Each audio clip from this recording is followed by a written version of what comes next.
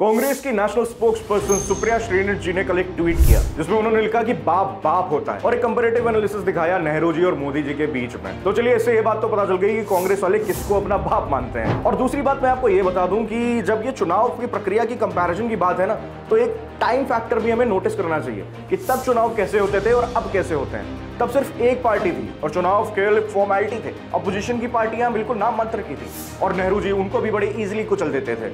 और अब सिर्फ एक पार्टी के विरुद्ध सैकड़ों पार्टियां खड़ी हैं। और अगर चुनावी आंकड़ों की बात हो रही है और नेहरू जी मोदी जी को कंपेयर किया है, तो एक कंपैरिजन मैं भी आपके सामने करना चाहता हूं। एक चुनाव और हुआ था नेहरू जी और सरदार पटेल जी के बीच में, जिसमें 15 में से 12 लोगों की पसंद सरदार पटेल जी थे। पर नेहरू जी की हार गांधी जी को बर्दाश्त नहीं हुई।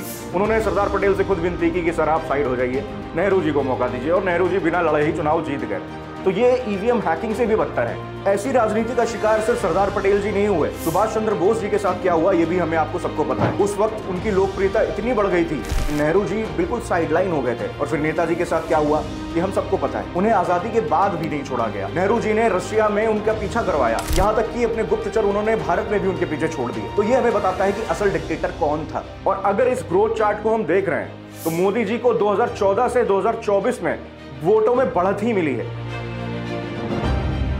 99 सीट जीने पर लोग ऐसे करके आते हैं और जो आदमी सरकार बना रहा है 240 सीटों से, वो तब भी निराश है। वैसे जाते जाते सुप्रिया जी, मेरा एक मैसेज है आपके लिए।